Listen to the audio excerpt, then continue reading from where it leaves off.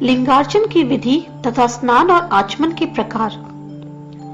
ऋषि बोले, हे रोमहर्ष जी, महादेव जी की लिंग में किस प्रकार पूजा करनी चाहिए, इस समय यह भी बताने की कृपा करें। सूत जी बोले, कैलाश पर्वत पर देवी ने महादेव जी से एक बार इसी प्रकार पूछा था। वहां पास में नंदी बैठा था।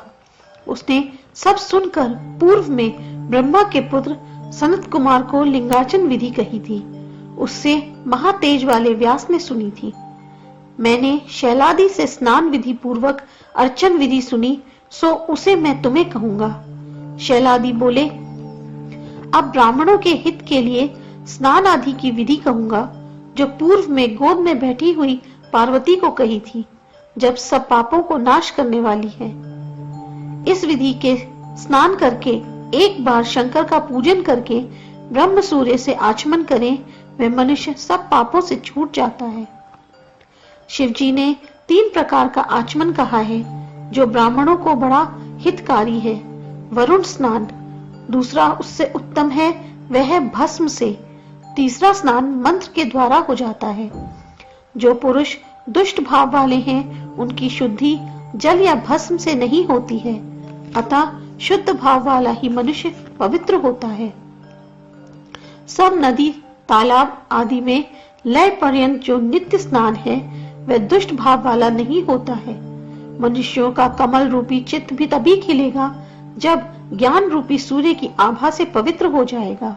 मिट्टी, गोबर, तिल, पुष्प, भस्म, कुशा तीर्थ के लिए ले जानी चाहिए। हाथ पैर धोकर आचमन करके देह के मल को दूर कर किनारे पर रखे उन द्रव्यों से स्नान करें। उद्धात, सिवरोहन आदि मंत्र को बोलकर मिट्टी से स्नान करें। गंध द्वारा मंत्र से गोबर लगाकर स्नान करें। मलिन वस्त्र त्याग कर शुभ वस्त्र धारण करें, तब 3 बार आचमन करें। सब पापों से शुद्ध होने के लिए वरुण देव का आह्वान करें। मानसिक पूजन करके ध्यान करें। आचमन 3 बार करके तीर्थ में गोता लगाएं तथा शिव का स्मरण करके जल को अभिमंत्रित करें। फिर गोता लगाकर अघमर्षण मंत्र का जाप करें। उसी जल में सूर्य, सोम, अग्नि मंडल का ध्यान करें। पुनः आचमन करके जल से बाहर निकलकर शंख से या दौना से अथवा ढाक के पात से या कुशा के जल से या पुष्प के जल से अभिषेक करें।